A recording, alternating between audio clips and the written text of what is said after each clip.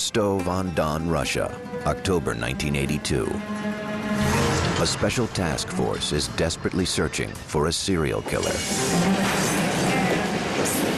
The investigation had begun 4 months earlier when the body of a 13-year-old girl was found in a desolate patch of forest. She had been stabbed repeatedly. Her eyes had been gouged out. There's a Russian superstition that the last sight that a murder victim sees is somehow imprinted on the surface of the eye. Soon, 2 more bodies with similar wounds were discovered. All 3 had been sexually assaulted.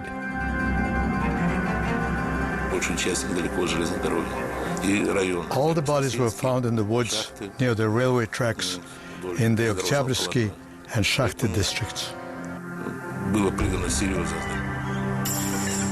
At first, the brutal and ritualistic nature of the killings led police to suspect a satanic cult was at work, or a group harvesting organs to sell for transplant. Police also wondered if a gang of boys from a local home for the mentally handicapped might be responsible. They dubbed the investigation the Case of Fools. None of these theories panned out. In the Soviet era, local investigators were not prepared to understand the brutal nature of the killings. They had not dealt with anyone of his caliber before. They were reluctant to admit that things like this would occur in a communist state. The best they could do was gather bits of evidence. We got down to serious work, first of all, with the identification of the bodies and then forensic tests of the remains. Despite these efforts, the body count rose. By 1984, we had found 23 bodies. Some of the bodies were still fresh, which gave us a broader picture of the injuries and the killer's behavior at the site of crime. Many of the victims were young girls and boys who had been discovered in the wooded areas around Rostov. All had been mutilated.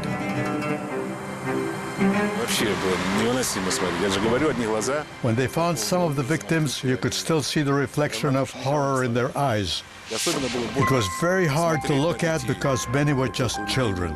There were cut abdomens, amputated breasts. It was horrible to see. And in many cases, it was clear that those body parts had been removed by the teeth of the killer.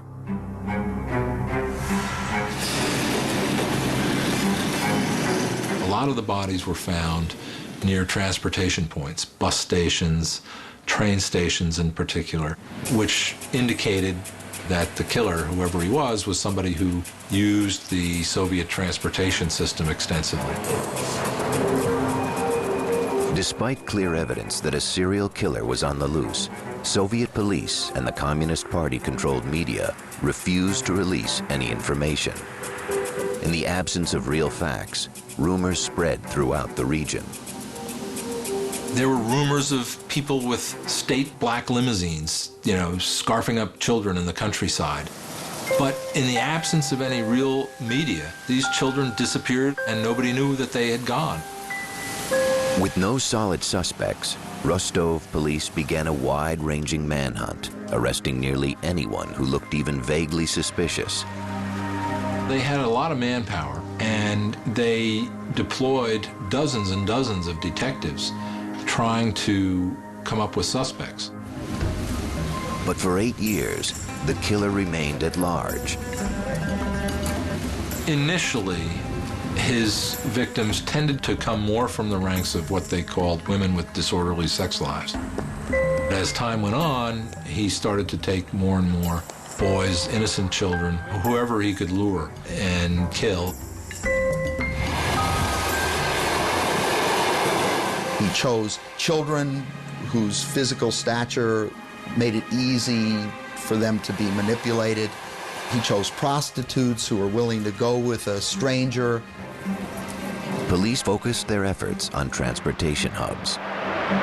They put very high-profile police officers, uniforms, etc., in all but a few train stations or bus stations.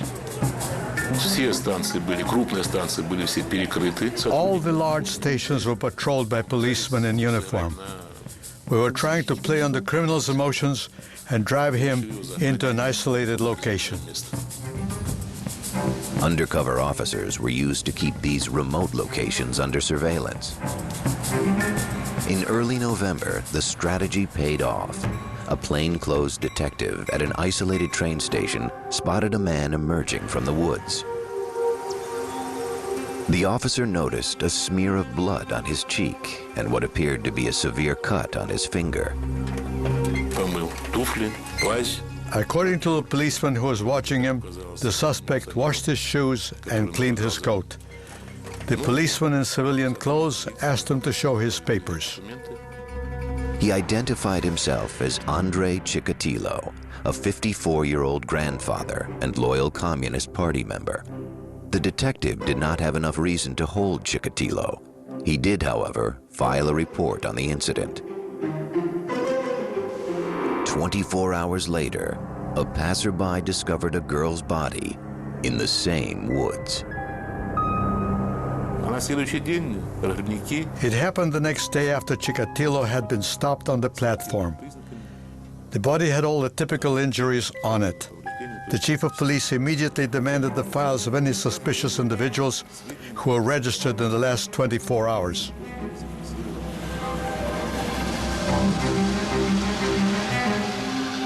On November 20th, 1990, Andrei Chikatilo was apprehended in a Rostov marketplace.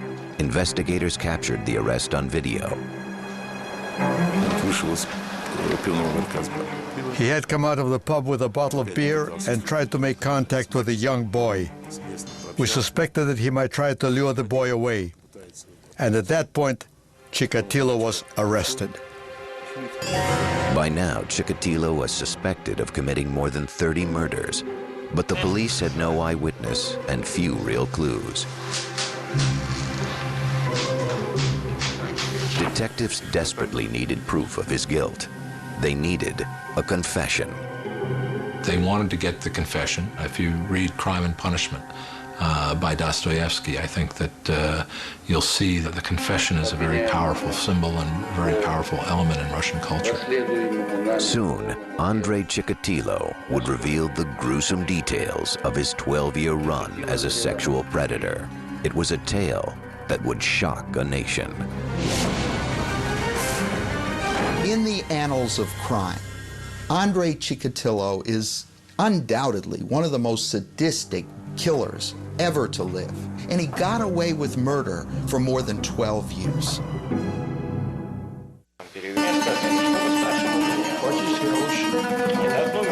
November 1990. Police in Rostov-on-Don, Russia, were interrogating suspected serial killer Andrei Chikatilo.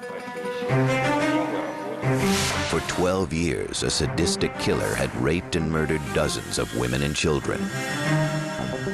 Authorities believed Chikatilo was the culprit. But so far, the father of two had admitted nothing. By law, authorities had 10 days to link him to the murders. Otherwise, Chikatilo would go free. On the 9th day, we invited the psychiatrist Bukhanovsky to talk to Chikatilo one-on-one. He spent the whole day with Chikatilo from early morning till very late at night. The techniques used by psychiatrist Alexander Bukhanovsky were much different than the intense police interrogation.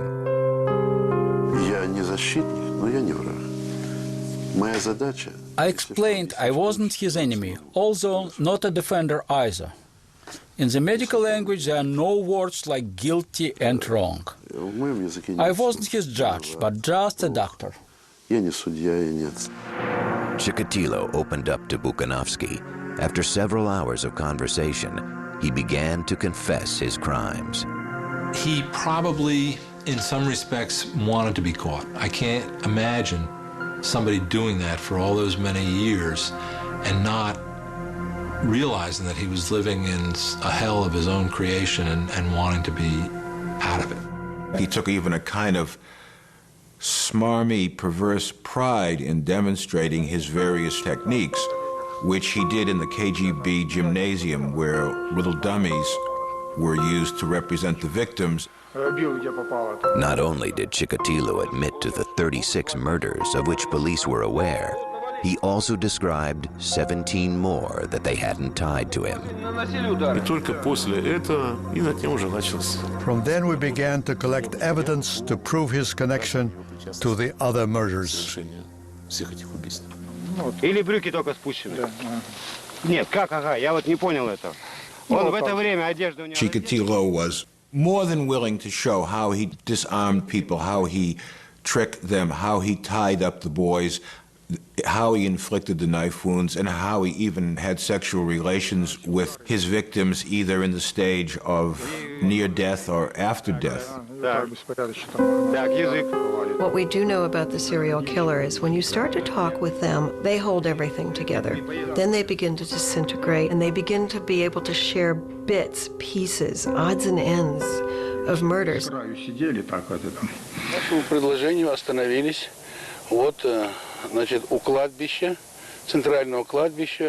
the evening of December 7th, 1990, police drove Chikatilo to the local village of Shakhty. Again, one of the officers had a video camera.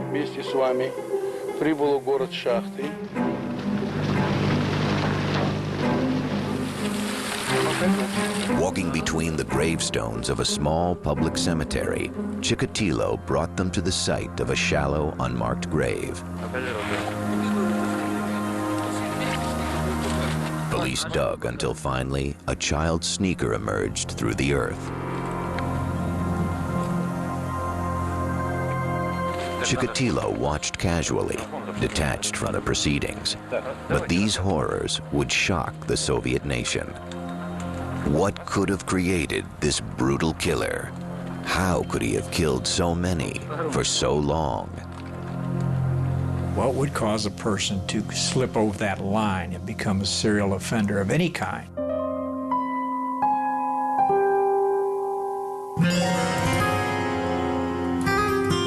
Andrei Romanovich Chikatilo had started life in a world of violence and human degradation. He was born in 1936 in the Ukrainian village of Yablachnoye. Joseph Stalin ruled the Soviet Union with an iron fist, and famines devastated the Ukrainian people. There were serious food shortages in Ukraine, partly as a result of the devastation of the war, and partly as a result of the agricultural policies of the Stalin-era Soviet Union. Under the banner of collectivism, Stalin forced peasant farmers to deliver their entire crops to the state for nationwide distribution. In the Ukraine itself, however, people were starving. There were outbreaks of mass cannibalism in Russia that were caused simply by hunger. Reports of cannibalism became so frequent, they developed into a kind of folklore. A typical family cannibalism story. My aunt was arrested because she had somebody over for a meal, and there were fingertips floating in the soup. As a young boy, Andrei's own mother told him such a grim tale about a horrific event that had supposedly happened just before he was born. His mother used to tell him stories that his older brother was cannibalized because of the famine that was taking place. She constantly used it as a warning: don't go out and play after it's dark. They'll grab you and eat you just like they did to your brother Stepan. Her claim that his brother had been cannibalized was impossible to confirm, but psychiatrists speculate that Chikatilo himself might have been traumatized by another crime, an assault on his mother. His sister was born in 1943 during a time when the Germans were occupying a large part of Ukraine where he lived. And his father was supposedly in the Red Army at the time. It's hard to imagine how the father could have gotten back to the family home to impregnate the mother. And they had a one-room home. So it's quite possible that he saw a German soldier rape his mother. Also devastating in the eyes of 13-year-old Andrei was the fate of his father, taken prisoner by the Nazis. When Chikatilo's father finally returned home in 1949, he was suffering from tuberculosis. Rather than being rewarded for his war service, he was branded a traitor to the Soviet government. You either died in battle or you triumphed, and there was no third way that was honorable. Stalin's paranoia was such that soldiers who were captured by the Germans and held captive were considered suspect. Although the Communist Party made Andrei's father an outcast, Andrei's own devotion to the state was such that as a young teen, he became an active member of the Communist Youth League. Chikatilo was very genuine in his belief, in his professed public belief in communism. But with the onset of puberty, young Andrei realized that he was not like the other boys in the Youth League. He never fit in very well, and he felt embarrassed and humiliated generally about his lack of sexual prowess. His social circle consisted of much younger children, with whom he felt comfortable because they understood him, or elderly people who liked him because he was always a good boy. As a teenager, Andrei was attracted to young girls, but he was humiliated when he found himself unable to perform sexually. At that point, he was probably as attractive a man as he was ever going to be, and started having courtship with a girl in the village. And his impotence destroyed that relationship. It became a subject of gossip in the village. It was yet another insult to Chikatilo's fragile self-image, and a discovery that would torment him all of his life. By 1955, Andrei Chikatilo was desperate to escape Ukraine and memories of a miserable youth. By his late teens, Andrei knew that he was sexually inadequate. To compensate, Chikatilo decided to better himself in other ways. He set his sights on the prestigious Moscow University, hoping to earn a law degree. But he failed the entrance exam. Disappointed, he entered a vocational school. He wanted to believe in himself as a person who had studied hard, which he in fact had, and gotten a university degree. Not an insignificant accomplishment given his origins.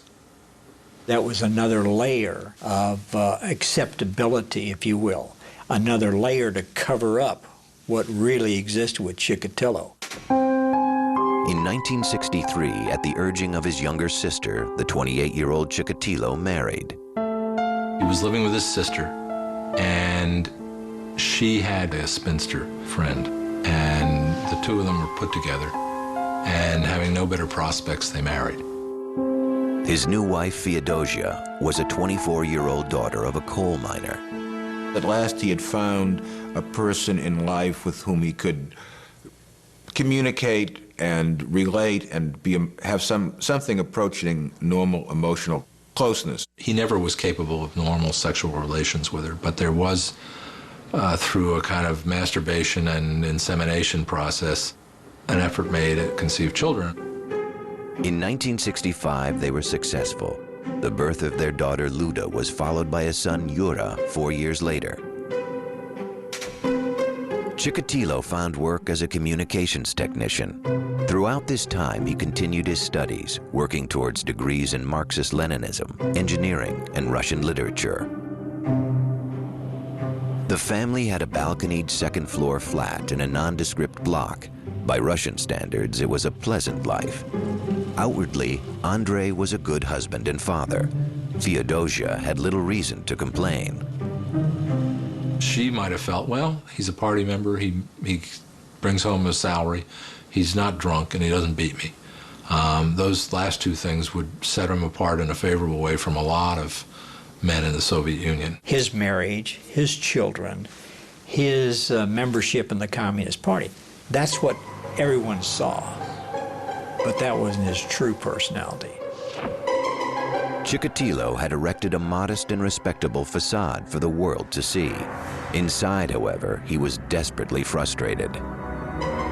Certainly the fact that he was fundamentally impotent enraged him greatly because he felt that in some ways he was a superior person, having gotten 3 university degrees. I think he felt throughout his life that that impotence was probably the most fundamental adjective you could use to describe him.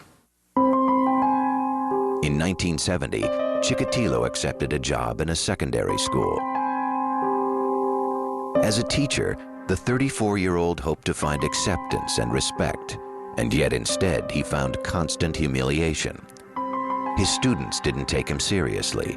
They refused to behave and smoked right in front of him in the classroom.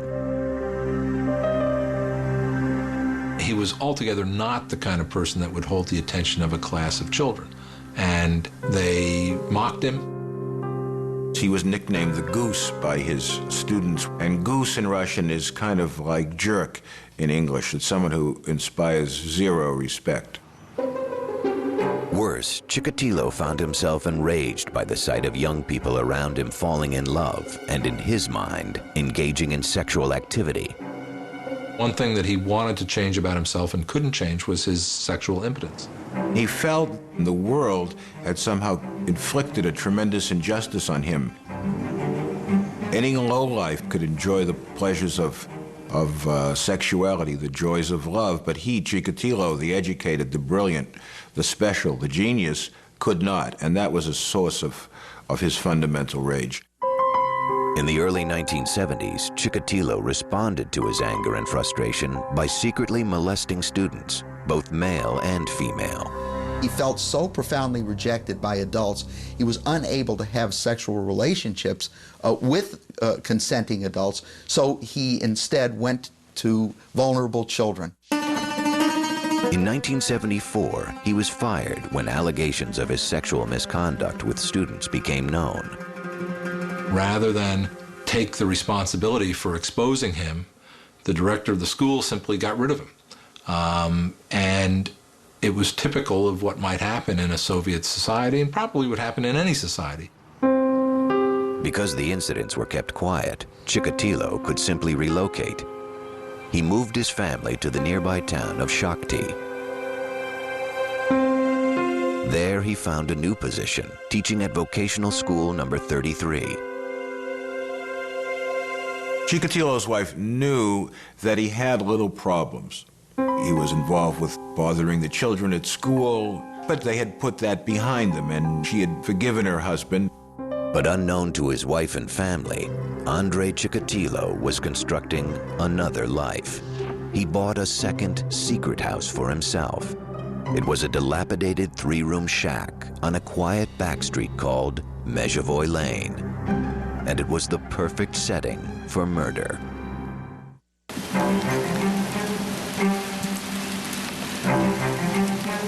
In Shakhty, Russia, Andrei Chikatilo seemed to be a devoted family man. His inner life, however, was filled with dark and murderous desires.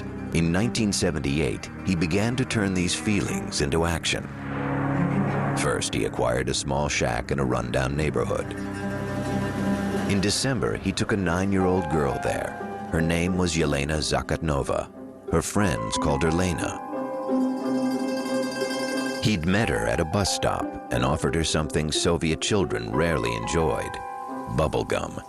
She agreed to follow him to the house. He encountered this girl and had first discovered with her that violence on the body of a girl was something that would get him excited. As he began to molest her, he grew increasingly excited and wanted more direct sexual contact with her. He was unable to perform sexually, so he used a knife instead. It was the moment when he discovered that murder was his passion. After that, he knew himself in a new way. Afterward, he carried Lena to the nearby Grushevka River. He set her body in the water, then tossed her school bag after her. She was found 2 days later. Although policemen investigating the case came across some bloodstains near Andrei Chikatilo's secret house, he was not considered the prime suspect. The problem is, from the point of view of the police, that he had no criminal record. He was a party member. He had a wife. He had children. he did not fall into any of the categories that they were used to looking for criminals in. Rather than focusing on Chikatilo, police found someone they deemed a more appropriate suspect, a local man who had spent time in prison for rape. He was later convicted and executed. Having killed for pleasure, Andrei Chikatilo was now able to erase the sense of impotence he'd felt all his life. He had gained a piece of self-knowledge that he could never shake, which was that what turned him on was powerlessness and ultimately the murder of another person. Still, coming so close to being caught had frightened Chikatilo. For the next 2 years, he went to work, spent time with his wife and children, read the papers, and waited. He quit teaching to become a supply supervisor, or tolkach, a position unique to the dysfunctional Soviet economic system, where contracts for raw materials often went unfulfilled. The job of a tolkach was to go around to the various enterprises and try to get them to send the cement or send the rubber or send the steel or whatever it was that was necessary. It was normal for him to go on the road for several days to visit the supplying enterprises for his own enterprises and be gone without any supervision. It was not a particularly prestigious job for a man of Chikatilo's education. He traveled by train to various factories, trying to maintain the image of a dutiful Soviet citizen. He does have a struggle. I don't think he just gives himself over to, I am evil, personified. I think he says, what I'm thinking, what I'm wanting to do is not healthy, it's not good. In the case of someone like Chikatilo, the brilliance and the strength of the person was in this iron discipline of keeping the two halves of his personality utterly separate. For over 2 years, Chikatilo managed to keep his murderous rage under control. But finally, the dark side of his personality resurfaced. On September 3rd, 1981, while passing a library in Rostov-on-Don, Chikatilo spotted 17-year-old Larissa Chichenko. She agreed to take a walk with him along the Don River. Instead, he steered her into the woods. Again, Chikatilo was unable to perform sexually, but he remembered what had satisfied him 2 years earlier in the secret house on Mezhevoy Lane. He would attempt to have sex, normal sex with the woman. He would inevitably fail.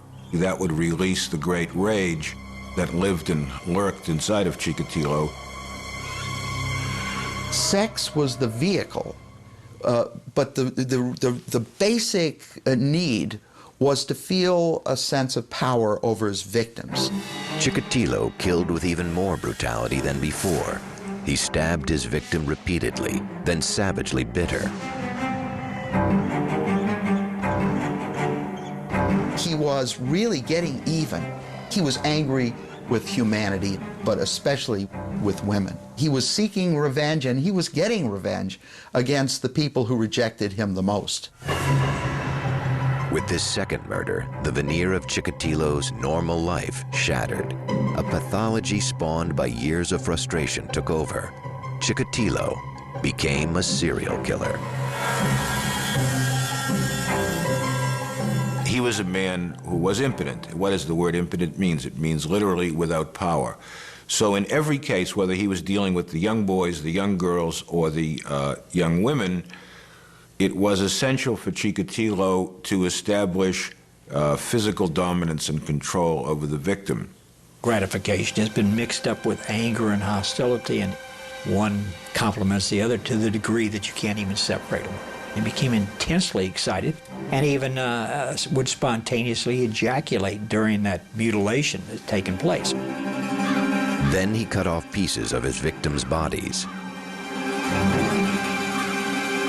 Chikatilo admitted making the incisions, admitted removing the uterus, but would never quite cop to the fact that he ate the uterus. He said, I liked to nibble on it. They were so pink and springy, those were the words he used. What had started as a quest for sexual satisfaction had now become a murder spree, the worst in Russian history.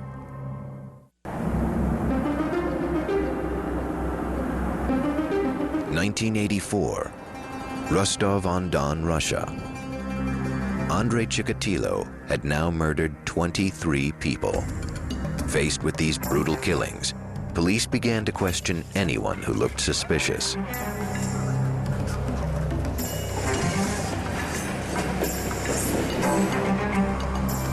On September 13th, 2 Rostov detectives spotted a 6-foot-tall man wearing a black fur cap. He was trying to make conversation with a young girl. It was decided not to detain him on the spot, but follow up and see what he was going to do.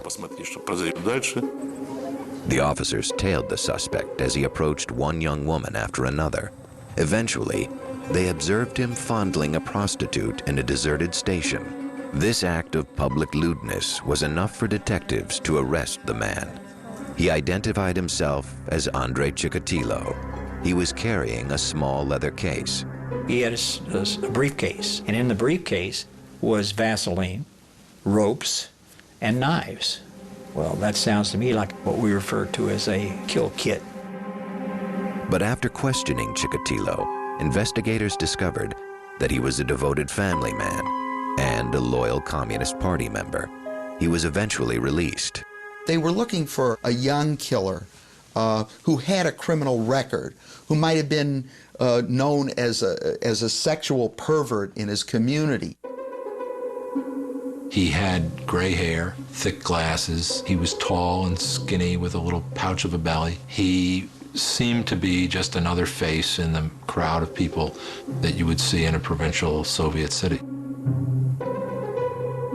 In addition, police laboratories mishandled a blood test that could have tied Chikatilo to the crimes. Well, the Russian police were, first of all, technologically in the Stone Age, and in terms of organization were on that level as well. So typically blood and sperm samples would get lost. That in itself was an example of the failures of Soviet science and of Soviet production capabilities. Chikatilo was free to kill again. Police were desperate to stop the attacks, so they decided to try an American criminological technique, psychological profiling. Psychiatrist Alexander Bukhanovsky was recruited to create a psychological portrait of the killer. Preparing the criminal's profile took several months of hard work. I had access to top secret materials that have never been published. By analyzing this evidence, Bukhanovsky painted an intriguing description of the killer.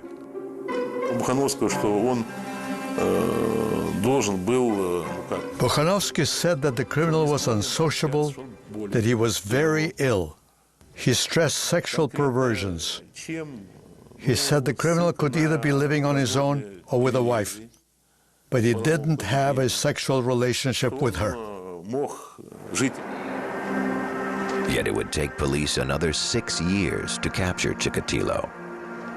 A lot of the factors that caused the demise of the Soviet Union were also at work in the Chikatilo case and enabled him to kill as long as he did and as many people as he did without being caught. Finally, on November 20th, 1990, after a 12-year killing spree and 52 victims, Andrei Chikatilo was arrested. Dr. Bukhanovsky's profile would prove chillingly accurate. In his confessions, he says he enjoyed their cries, he enjoyed the blood, and he enjoyed their pain. Well, he's obviously a sexual sadist. What the serial murderer learns with the act of his first murder is that he can be in control. Because until this time, they've basically been the scattered pieces of an individual that has never made them feel that they are in charge. The most serious motivating force for a lot of people, if not all people, is sex. the desire to procreate, the desire to be a sexual being. And in his case, it was just a totally frustrated, humiliating failure that he struggled with all of his life. Spring 1992. Andrei Chikatilo, 56-year-old grandfather and loyal party member, stood accused of a string of gruesome and brutal murders. The Soviet Union had collapsed, becoming the Commonwealth of Independent States. Chikatilo's trial promised to be the first great spectacle of the post-Soviet era. The Russian people reacted with grim fascination.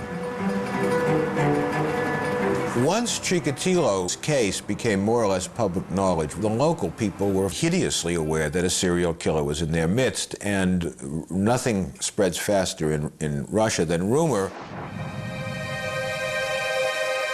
And soon, Chikatilo would be given a nickname befitting his murderous deeds: the Butcher of Rostov.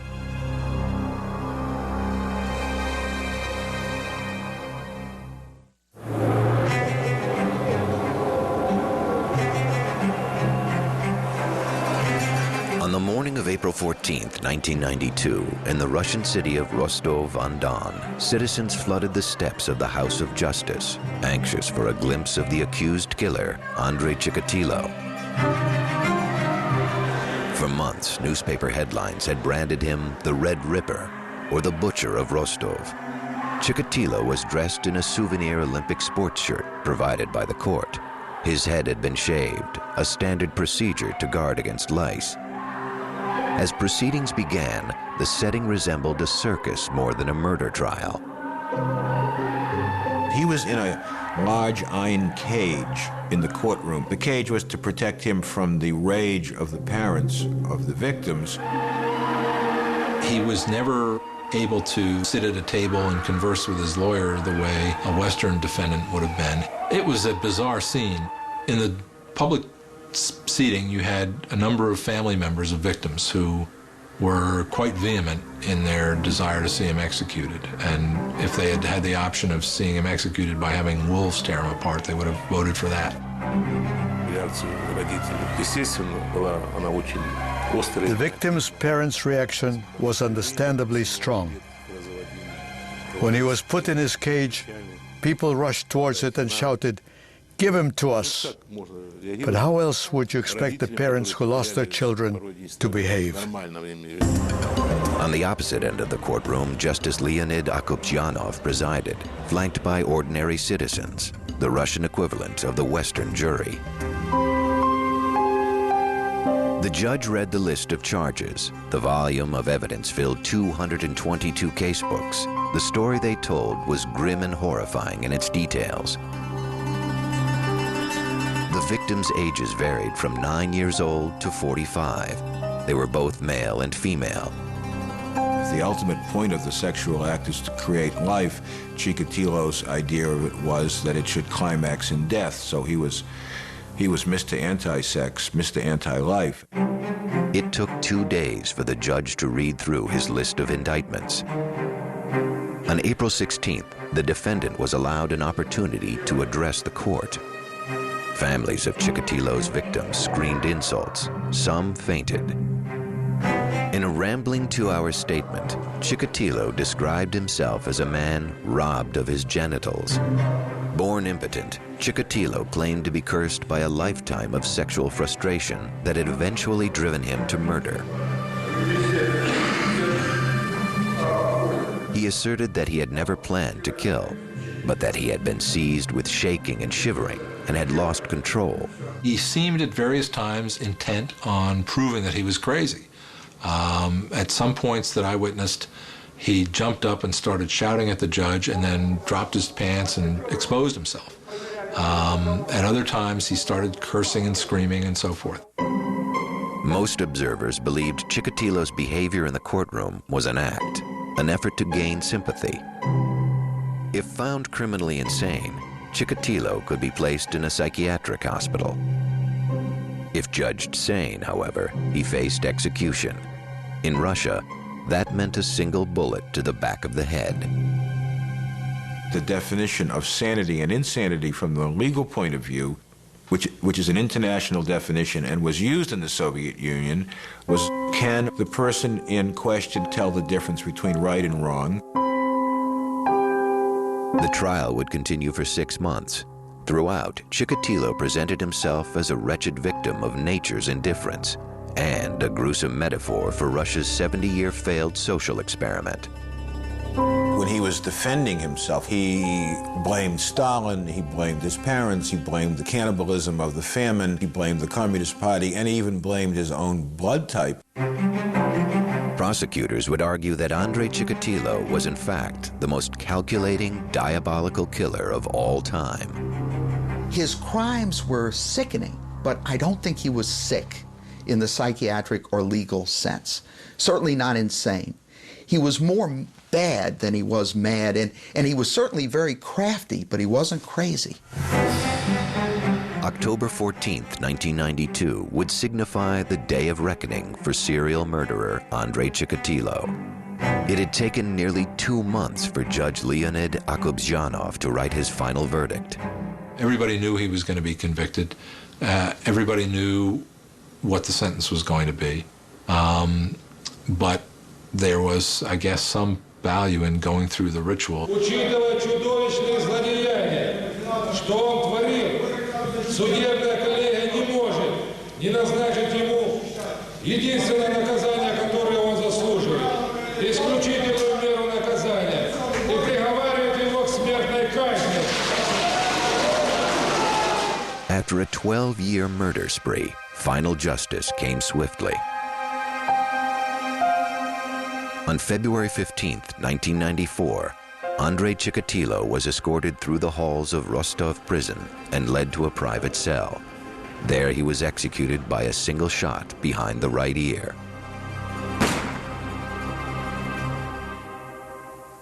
In the aftermath of his execution, writers, reporters, and victims' families attempted to find some trace of humanity in Andrei Chikatilo. But in many ways, this man, who committed extraordinarily cruel crimes, remains an enigma. He spoke himself of some of his motivations, and yet when you hear any single explanation, it never rings with sufficient truth to explain the hideous crimes that this man committed.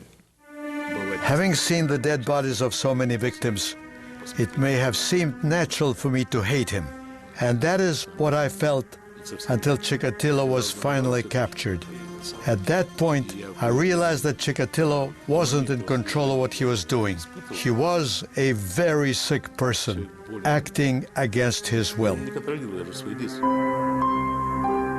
Whether you believe that he was the victim of the circumstances under which he was born, or whether you believe he was an evil person who used free will to do what he did and wanted to kill, that evil that grew in him is not something that's alien to all of us.